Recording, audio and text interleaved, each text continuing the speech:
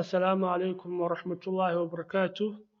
Nabad daawadayaal meel kastaad joogtaan ku soo dhowaada muuqaalkeena maanta oo aynu kaga hadli doonno sida loo samaysto qorshe ganacsi inagoo isticmaalayna nooca loo yaqaano business model canvas. Muuqaalkan waxaynu ku soo qaadan doonaa sagaalka qaybood ee uu ka kooban yahay qorshe ganacsiyeedkani inagoo tusaalayaal iyo faahfaahin ka bixin doona. Ka fikir haddii aad maqasho qorshe ganacsi ama aad doonto inaad samaysato mid, waxa maskaxdaada ku soo degdegaya dukumentiyo waaweyn inaad diyaariso. Waxaad ka fikirtaa oo kale in xogta dukumentiyadaas maskaxda aad ku wada qabato waad ku dawaqaysaa soo maaha. Halkaas ayuu ka soo gelayaa qorshe ganacsiyeedkan aynu maanta ka hadlayno. Waxa uu kugu siinayaa xogtaas oo dhan hal warqad. Waxa uu gaarka leeyahayna waxa weeye ganacsiga ugu weyn iyo ka ugu yar ee hadda la bilaabayaaba waad ku samaysan kartaa. Waa maxay qorshahan ganacsi? Waa qorshe waxqabad ganacsi kaasoo caddaynaya sida shirkad ama urur uu u abuuro, u gudbiyo, una qabto wax qiimo leh. Ilaha dakhligu ka soo gelayaan macmiilka uu adeegayo, adeegga ama alaabta uu qabanayo iyo qarashaadka kaga baxaya. Si fudud haddaynu u dhahno waxayna tusaysaa sida ay iskugu xidhmayaan dhaqaajiyaasha ganacsi kasta. Waxa uu ku siinayaa waddo aad ku abuuri karaysid qorshe ganacsi oo cad adigoo isticmaalaya hal warqad oo keliya. Faa'iidooyinka uu leeyahay qorshe ganacsiyeedkan waxaa ka mid ah waa mid si fudud loo fahmi karo maadaama uu qorshe ganacsiyeedkani ka kooban yahay hal warqad oo keliya. Waxaad awood u yeelan karaysaa in aad si fudud ula wadaagtid uguna sharaxdid tiimka kula shaqaynaya, taas oo keenaysa in dhinac loo wada jeesto guul la gaadho. Waa mid wax xooga saaraya oo meesha ka saaraya qoraalkii tirada badnaa iyo dukumentiskii waaweynaa. Waa mid si fudud aad wax uga bedeli karaysid. Waa mid macmiilka xooga saaraya oo kugu qasbaya inaad ka fikirto macmiilka aad u adeegaysid iyo sidaad u gaadhsiin lahayd adeegga aad u qabanaysid. Waa mid ku tusaya sida iskugu xidhan yihiin sagaalkan qaybood. Mid kasta wuxuu ku tusayaa sida qaybta kale ay ula xidhiidho. Aynu gallo sagaalka qaybood ee uu ka kooban yahay qorshe ganacsiyeedkani inagoo ka bilaabayna qaybta koowaad oo ah customer segmentis. Macaamiishu waa wadnaha iyo qalbiga ganacsi kasta leeyahay. Haddii aanu ganacsigu haysan macaamiil uu ka samaynayo faa'iido, ganacsigaasi ma ahaanayo mid sii badbaada, waana baabi'i doonaa. Si aad u qanciso macaamiishaada si fiican ugu adeegtid, waa inaad garan karaysaa cidda ay yihiin macaamiishaadu, cidda aad u samaynaysid waxa qiimaha leh. Waa in aad niyadda gashataa in macaamiishu adiga aanay kuu jirin ee aad adigu iyaga u jirtid una shaqaynaysid. Waa inaad u qaybisaa macaamiishaada qaybo kala duwan, garatidna ciddaad u adeegaysid.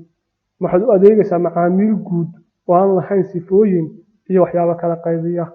Waxaad u adeegaysaa macaamiil gooniya oo leh sifooyin iyo tilmaamo gooniya.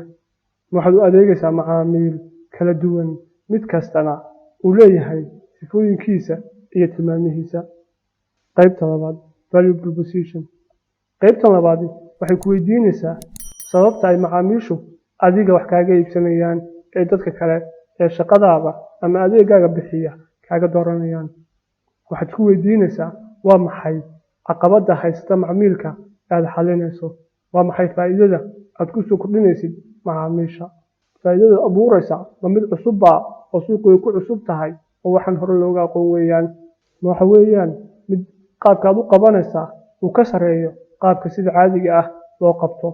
Ma waxaad samaynaysaa adeeg macaamiishaada aad ku tulaysid mid kastana baahidiisa waxa ay tahay aad ugu samaynaysid. Macaamiishu waxay kaaga dooranayaan dadka kale kula tartamaya.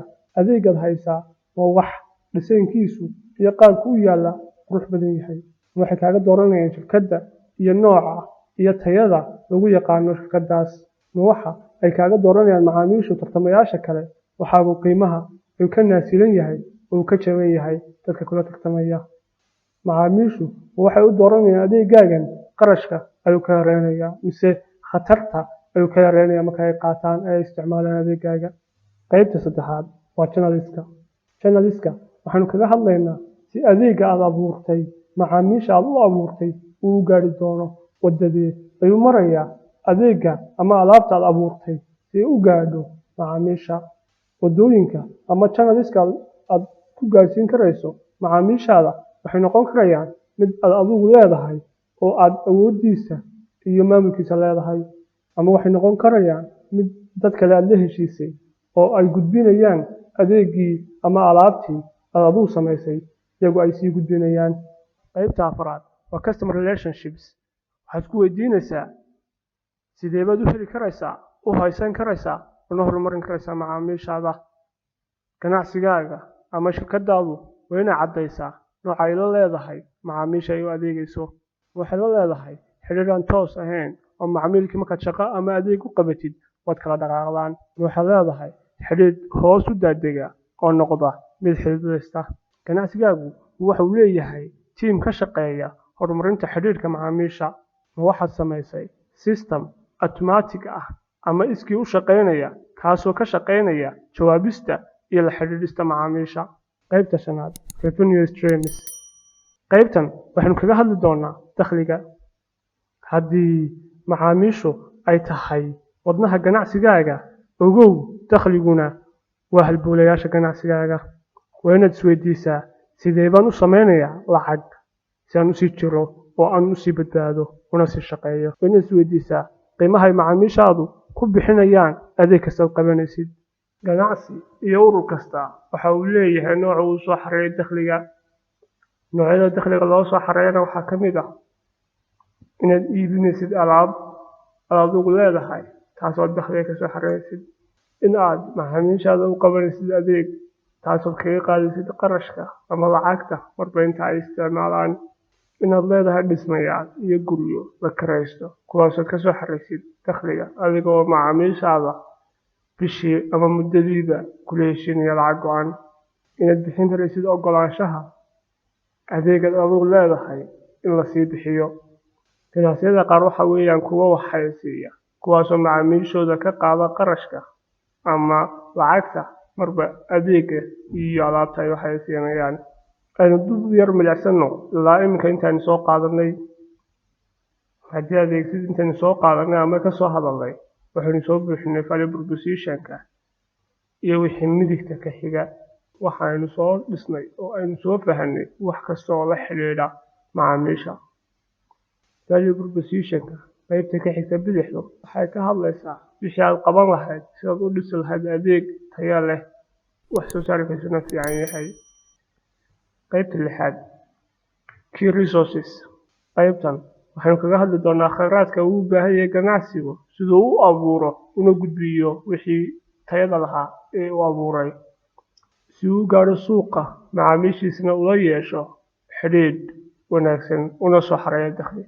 waxaad isweydiinaysaa waa maxay kheyraadka ugu muhiimsan ee aan u baahanahay sidaan wax tayo leh u abuuro. waa maxay kheyraadka muhiimka ah ee aan u baahanahay sidaan u dhiso macaamiishayda xidhiidhka naga dhexeeya. waxaan u baahanahay qarash iyo lacag. waxaan u baahanahay alaab sida inaan leeyahay warshad ama gawadhi leeyahay. waxaan u baahanahay dad shaqeynaya oo kheyraadka dadka ayaan u baahanahay kuwaas oo leh hibooyin gaar ah oo ay ugu faa'iideynayaan ganacsigayga. qaybta toddobaad key activities. qaybtan waxaynu kaga hadli doonaa shaqooyinka ugu muhiimsan ee ganacsigaagu ama ururkaagu uu qabto siduu ugu shaqeeyo si fiican. waxaad isweydiinaysaa waa maxay shaqooyinka ugu muhiimsan ee aan u baahanahay inaan qabto sidaan u fuliyo wixii qiimaha lahaa ee aan abuuray. waxaad isweydiinaysaa waa maxay shaqooyinka ugu muhiimsan iyo waxqabadyada ugu muhiimsan ee aan u baahanahay inaan barto khabiirna ku noqdo. ganacsi iyo urur kasta waxa uu leeyahay nooc gooniya ama qaab gooniya oo uu u sameeyo waxyaabaha muhiimka ah ee uu ka shaqeynayo. ganacsiyada qaar ayaa waxay ka shaqeeyaan shaqooyinkooda ugu muhiimsanna ay tahay inay sameeyaan wax soo saar, taasoo la xidhiidhaysa inay warshadeeyaan soona saaraan adeeg tayadiisu sarreyso. ganacsiyada iyo ururada ayaa waxay noqon karaysaa shaqooyinkooda ugu muhiimsan ee ay qabtaan inay xalliyaan caqabad ama dhibaato jirta taasoo haysata macaamiisha ay u adeegayaan. Ganacsiyada qaar ayaa waxay leeyihiin barkulan ama network. Qaybta 8 Key Partners. Ganacsiyo badan waxay leeyihiin dad ay wax ka soo qaataan ama ay bahwadaag yihiin wada shaqayn ka dhaxayso. Waxaad isweydiinaysaa waayo bahwadaagta muhiimka ah ee aan u baahanahay. Waa maxay kheyraadka muhiimka ah ee aan ka soo qaadanayo bahwadaagtaas? Waa maxay shaqooyinka muhiimka ah ay qabanayaan? Waxyaabo badan ayaa loo isticmaalaa inaad yeelato dad ama shirkado aad bahwadaag tihiin iskuna xidhan tihiin. Waxay noqon karaysaa mid aad wax ka soo iibsatid ama aad wax ka iibisid adigu. Waxay noqon karaysaa mid kuu qabata shaqo muhiim ah ganacsigaagana muhiim u ah oo aan imika iyo waqtigan la joogo awooddeeda lahayn. Bahwadaagta aad la yeelato ganacsiyada waxay kaa caawinaysaa inay kaa yarayso khatar ugu soo wajihi karaysa suuqa aad ku jirtid ama tartanka aad kula jirtid dadka kale ee kula tartamaya. Waxay kaa caawinaysaa oo kale inaad bahwadaag yeelataa oo aad la samayso saaxiibtinimo iyo wada shaqayn.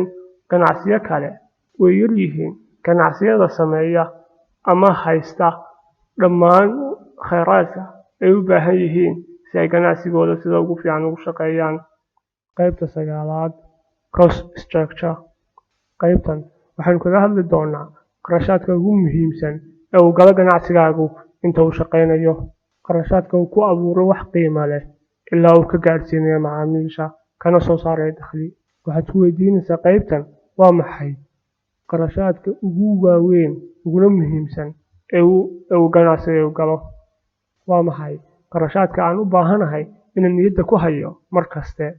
Waxaad isweydiinaysaa waa maxay kheyraadka muhiimka ah ee ugu qaalisan qarashka ugu badan ee kaga baxo?